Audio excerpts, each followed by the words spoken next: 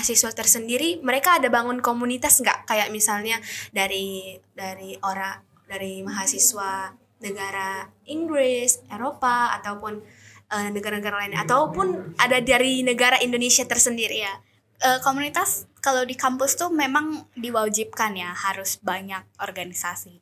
Jadi kalau dari Indonesia itu PPI, Perhimpunan Pelajar Indonesia. Wah.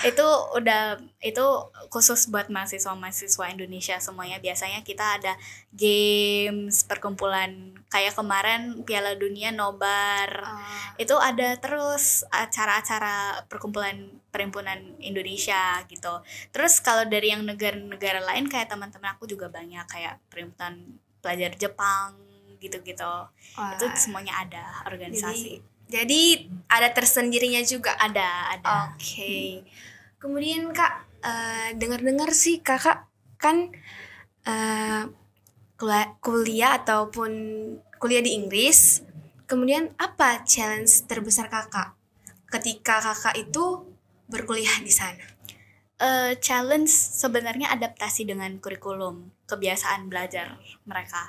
Karena mungkin dulu SMA ya nikmatin masa SMA bisa dibilang nyantai, cuman nggak nyantai-nyantai banget, cuman ya pulang sekolah, les, cuman ya main-main lah sama teman-teman, nikmatin masih sekolah. Cuman kalau sekarang udah kuliah itu time managementnya itu lebih penting sih. Soalnya sekarang kan di Inggris emang udah offline, jadi tiap hari ke kampus. Jadi dari apartemen aku ke kampus tuh jalan 20 menit. Jadi tiap hari jalan ke kampus 20 menit. Terus biasanya kelas paling pagi itu jam 9. Setelah kelas itu biasanya ngabisin waktu itu di perpustakaan. Di sana kan ada banyak perpustakaan ya. Kalau bosan ganti-ganti suasana perpustakaan, belajar sendiri. Lebih termotivasi karena ngeliat orang di perpustakaan itu semuanya belajar masing-masing kan, sama-sama belajar. Jadi ada kebawa motivasi ambis gitu di sana. Jadi ya benar-benar belajar. Masalahnya aku ini nggak bisa belajar di atas jam 6 malam. Jadi sebagian ada teman-teman yang belajarnya itu dapat ide bisanya malam. Kalau aku orangnya dari pagi sih. Kalau dari pagi start sampai siang itu ngerjain tugas terus. Nanti malam baru istirahat, nonton gitu-gitu. Kemudian Kak, jadi adaptasi Kakak itu terhadap lingkungan dan kurikulum dari Indonesia dan yang membedakannya dengan Inggris. Iya, benar. Oke. Kemudian gimana sih Kak gambaran dari keseharian Kakak di Inggris? Bikin pusing atau gimana? Kalau keseharian sih aku suka ya lifestyle-nya di sana. Jadi bangun pagi, beres-beres rumah itu udah sendiri. Terus berangkat biasanya aku jalan 30 sejam atau 30 menit sebelum kelas mulai. Itu biasanya 8.30 udah berangkat dari apartemen, jalan 20 menit sampai ke kampus. Nanti ke kampus tuh kan biasa kalau orang kuliah kan misalnya kelasnya cuma sejam 2 jam, habis itu nanti break gitu, baru tuh lanjut lagi misalnya dari jam 2 sampai jam 3. Jadi ngabisin waktu itunya nanti bekalnya itu dibawa, karena kalau aku udah ngikutin sana bekalnya ya cuma sandwich aja kan, roti pakai ham, pakai telur, semua ada, templok-templok, selada, selesai. Hemat juga kan. Jadi bawa bekal, sandwich, makannya di kafetaria kampus juga. Itu harga-harganya pun lebih murah dibandingkan beli di luar. Terus udah makan di kafetaria kampus, nanti lanjut lagi misalnya ketemuan sama teman, belajar di kafe di kampus atau enggak di perpustakaan seharian sampai pulang jam 6. Nanti jam 6 itu janjian sama teman aku, kadang kalau misalnya mau masak bareng enggak gitu. Sekarang di sana itu udah banyak Asian supermarket gitu. Jadi udah jual cabe, bumbu-bumbu rendang itu semua udah dijual, udah lengkap. Jadi masak bareng juga gampang, nggak gitu rindu makanan Indonesia, karena di sana udah banyak juga restoran Chinese food gitu. Udah banyak jajanan Asian. Jadi udah adaptasi semuanya. Jadi kalau gambaran biayanya itu Kak udah bisa kayak misalnya dengan semua fasilitas ada udah bisa berhemat sendiri. Udah bisa hemat. Kalau gaya hidup di sana tergantung diri sendiri ya. Kalau misalnya mau makan di luar terus kan pasti boros gitu. Ya supaya hemat ya bawa bekal.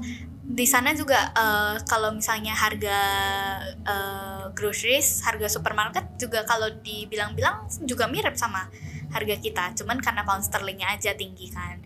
Tergantung porsi makanan sama biaya hidup makan di luar sama masak aja sih. Kalau masak ya tetap hemat, buat mahasiswa kita masih bisa. Ya kadang kalau ada per bulan yang sisa ya itulah kita shopping baju misalnya. Ya yang penting atur sendiri. Kemudian Kak, dari cerita Kakak pasti sobat pelajar di rumah ini pengen banget nih untuk keluar negeri untuk berkuliah, dan pengen juga jalan-jalan kayak Kakak yang udah Kakak ceritakan. Kemudian pasti untuk mereka pasti pengen nih, apa sih peluang aku, apa sih, gimana sih aku bisa kayak gitu, bisa sih kayak Kakak ini gitu. Apa peluang anak-anak muda Indonesia untuk berkuliah juga di Inggris? Jadi kalau mau kuliah di Inggris itu pokoknya searching aja mulai dari sekarang. Dari SMA kelas 1 kalau bisa. Karena kan program itu mungkin bisa berubah-ubah setiap tahunnya. Jadi kita harus ikutin. Misalnya udah pasti nih, misalnya mau tertarik sama Inggris, ikutin aja terus perkembangan negaranya gimana. Sama sekarang udah online, semua udah website. Misalnya lihat website jurusan apa yang kalian mau dan di universitas di mana itu adanya gitu loh. Mungkin kadang ada jurusan yang langka, nggak harus di University of Leeds, di kota-kota lain universitas negeri juga banyak gitu. Jadi searching tentang kampusnya, kita itu maksimum itu bisa ngelamar ke 5 universitas gitu. Jadi diambil aja semua 5-5-nya, nanti tinggal tunggu hasil ya yang mana yang keterima gitu kan. Ya yang penting pesannya sih research aja di internet gimana tentang website langsung dari kampusnya, kurikulumnya apa aja, persiapan yang harus dilengkapin. Biasanya kalau tahun saya kemarin itu persiapannya yang penting harus ada A-level. Cuman kalau nggak ada kurikulum A-level di sekolah di Indonesia, nanti di sana harus belajar dulu setahun namanya foundation. Iya, foundation. Foundation itu kita harus belajar ikutin kurikulum mereka dulu setahun, lalu masuk kuliah. Jadi istilahnya jatuhnya kayak kuliah di Indonesia juga 4 tahun. Kalau kuliah di sana kan 3 tahun. Jadi kalau kita nanti ambil foundation jadinya 4 tahun, sama jadinya kayak di Indonesia. Cuman kalau udah ada A-level jadinya cuma 3 tahun langsung masuk kuliah. Jadi itu di riset dulu harus perlu ambil foundation apa enggak. Yang penting nilai rata-ratanya udah lewat dari ketentuan universitas. Karena universitas itu masing-masing ada ketentuan yang beda-beda, sama kayak di kampus negeri kita kan, misalnya si A minta nilai sekian, nah itu udah harus diikutin. Terus untuk ngelamar kampus di sana itu harus CV itu harus bagus, isinya itu ekstrakurikuler, perlombaannya apa aja, hobinya apa, terus pelajaran diminati. Terus sama satu lagi itu harus ada personal statement. Personal statement itu bercerita surat tentang diri kita sendiri. Misalnya nama aku Marsha, aku senang bikin podcast, sehari-hari kegiatan aku di sekolah jadi host podcast. Kenapa saya suka jadi host podcast, bertemu sama orang yang berbeda-beda, jadi dapat pengalaman orang yang berbeda-beda. Itu bisa ditulis di personal statement, bercerita tentang diri kita sendiri. Kenapa mau ngambil jurusan ini, kenapa di negara Inggris, kenapa di kampus ini. Itu semua bisa diceritain tentang diri kita sendiri. Terus yang terakhir itu baru raport nilai sekolah gitu. Jadi peluang anak-anak muda Indonesia itu untuk berkuliah di luar negeri itu cukup besar ya Kak, ataupun sangat besar kalau bisa. Yang penting niat, yang kemauan, yang penting mencari. Beasiswa itu semua setiap kampus pasti udah disediain. Pemerintah Indonesia juga sekarang udah sediain beasiswa. Yang penting niat, kalau mau pergi ya persiapan, belajar gitu. Kalau nggak ada persiapan ya sama aja sia-sia. Itu mau kuliah di Indonesia juga harus banyak persiapannya. Kemudian Kak, selama Kakak kuliah di luar negeri, apa sih kebiasaan orang Indonesia, warga negara Indonesia sama warga negara Inggris itu berbeda atau enggak? Kalau kebiasaan sih dibilang cukup berbeda ya.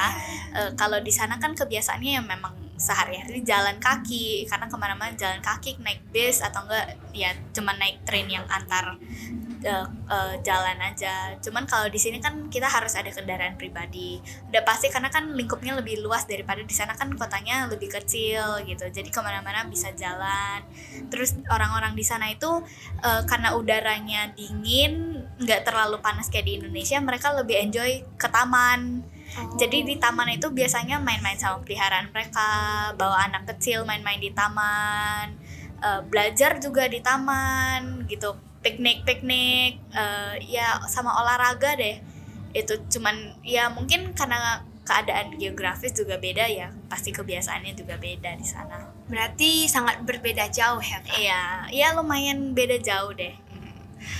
Kemudian Kak, metode belajar yang diterapkan oleh sekolah-sekolah di Inggris itu apakah memiliki nilai plus tersendiri? Kalau metode belajar sih kalau di Inggris tuh bagian research ya.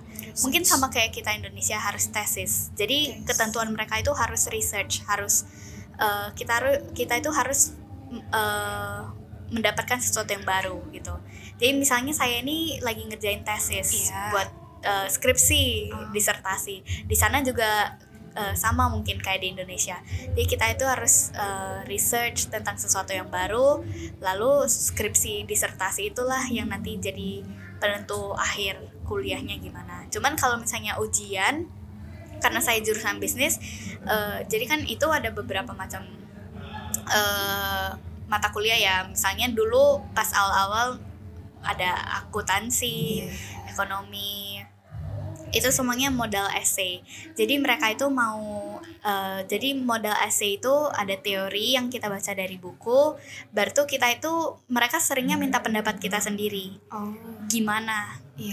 Pertimbangannya itu. Jadi mungkin jurusan masing-masing kan beda-beda jenis ujiannya. Mungkin kayak ada sebagian teman saya yang ngambil teknik ya hitung-hitungan, matematika, fisika. Cuman kalau jurusan bisnis mereka mau ngambil dari teori sama perspektif dari kita gimana. Berarti gitu. Terstruktur dengan baik ya, apa metode-metode untuk mahasiswa itu tersendiri. Iya, benar.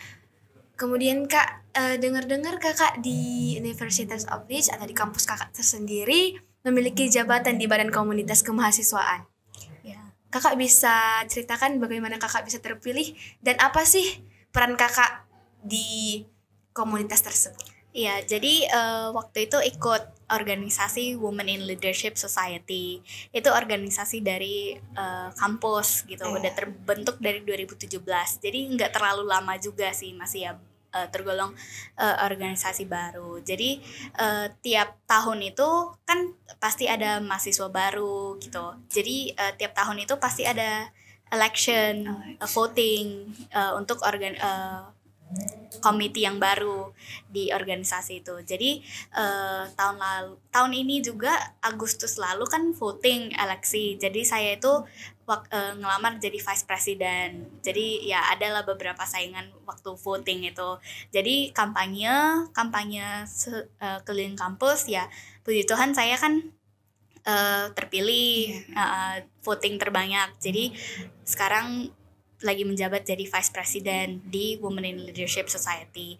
Jadi Women in Leadership Society itu berfokus untuk perkembangan karir dan talenta mahasiswa di sekitar Leeds untuk perempuan ya. Cuman kita itu inklusif. Laki-laki, perempuan itu juga bisa ikut. Cuman kita itu fokusnya ke perempuan. Kenapa?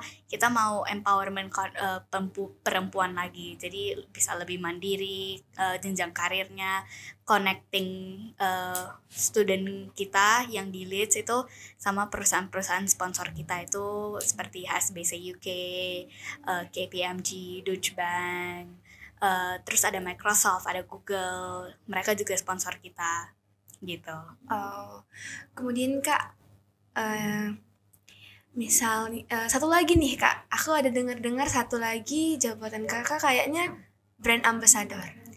Ya itu Digital Education Ambassador di kampus. Jadi saya tuh biasanya kerjanya jadi koneksi antara mahasiswa, terus saya koneksi ke stakeholder yang ada di kampus. Jadi saya tuh gimana mengembangkan website kampus gitu. Jadi kan sekarang ada website kampus, kan ada, kita pakai aplikasi Minerva. Kalau di sana Minerva itu biasanya mata kuliah, bacaan semua dari situ. Jadi saya tuh jadi perwakilan gitu. Menurut mahasiswa gimana nih, baru nanti saya nyambungkan ke pihak kampus gimana. Jadi itu. Kakak ada rasa optimis nggak kalau misalnya Indonesia itu bisa maju seperti negara Inggris? Ya itu tujuan saya kan, belajar dari sana gimana mengaplikasikannya ke negara kita. Ya semenjak G20 kan kemarin, semenjak era sekarang pemerintahan saya senang sekali kan. Sekarang sekolah nih udah teknologi semua. Contoh kecilnya podcast. Ya dulu kita mana ada gitu kan, acara-acara semuanya datang sendiri. Mungkin sekarang udah ada Zoom, udah apa-apa. Sekarang kan udah berkembang banget nih zaman, kayak dulu nggak ada podcast, nggak ada apa. Ini semuanya penting gitu. Kayak di UK juga perusahaan kayak gitu. Misalnya kamu ngelamar, nanti kamu interview, mereka juga ada ngeluarin podcast. Gimana mereka berkontribusi sama masyarakat. Sama seperti ini kan, orang juga ngeriset nanti, oh Sekolah Paralian ada podcastnya. Itu kan sudah nilai plus banget gitu. Oke, Kak. Kemudian Sobat Pelajar, kalian sudah mendengar sendiri luar biasanya yang telah diceritakan oleh Kak Tiffany tersendiri. Oke, Sobat Pelajar, kiranya kita bisa menanamkan segala motivasi ataupun yang telah diceritakan oleh Kak Tiffany kepada diri kita sendiri. Kalau mau sekolah di luar negeri, kumpulin niat, bukan rebahan terus. Jangan main HP terus. Jangan cuma scroll, tapi kerjakan, lakukan. Iya. Kemudian saya dan Podcast Paralian School mengucapkan terima kasih kepada Kakak Tiffany sendiri karena sudah meluangkan waktu menjadi narasumber di Podcast Paralian School. Kami tahu bahwa Kakak ini minim waktunya gitu kan. Kapan-kapan kesini lagi Kak, kita cerita. Udah pasti kita cerita-cerita lagi ya, karena cerita bareng Kakak asik. Oke, kita akan mengakhiri perbincangan kita hari ini Kak. Kita ucapkan tagline Podcast Paralian School. Podcast Paralian School, go with us.